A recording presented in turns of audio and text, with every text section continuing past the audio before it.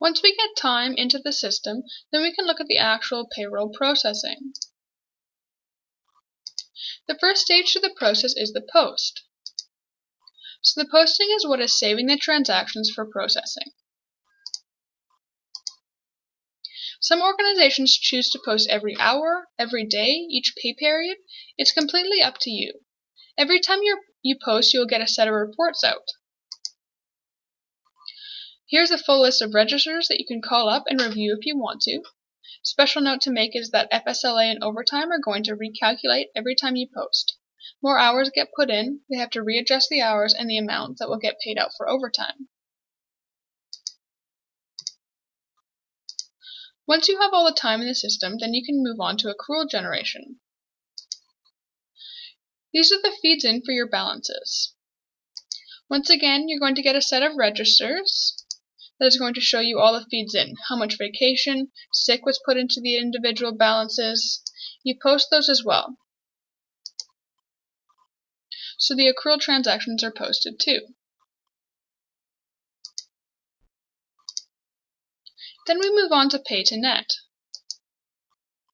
The pay to net is going to take all of our calculations and extend them now. And we do get a fairly significant set of registers. You're going to see everything in summary and in detail. You can quickly scan over the different ones here.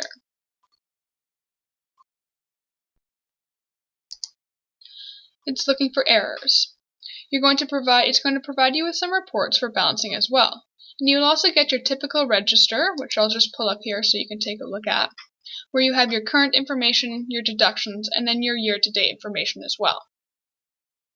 You can rerun the pay to net as many times as you need to. The pay to net does not update history, so you're free to rerun it until you're happy with it.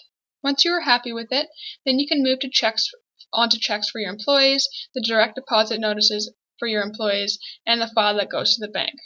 All of these are separate processes that you can launch and see the results. Each of them will have a set of registers too.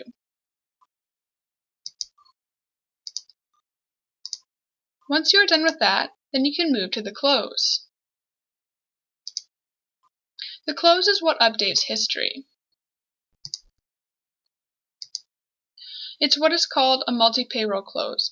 It's going to update more than one run. Whatever you choose, you can select off and it will go through it and run all of those closes at once, which saves you some time and also saves some machine resources as well.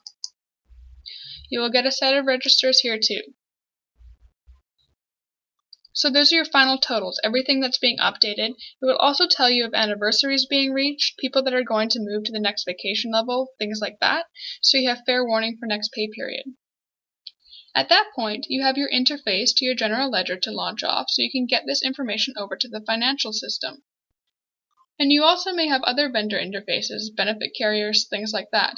Those are valuable. We have many clients that have different interfaces, so depending on your needs, we can often automate that process as well.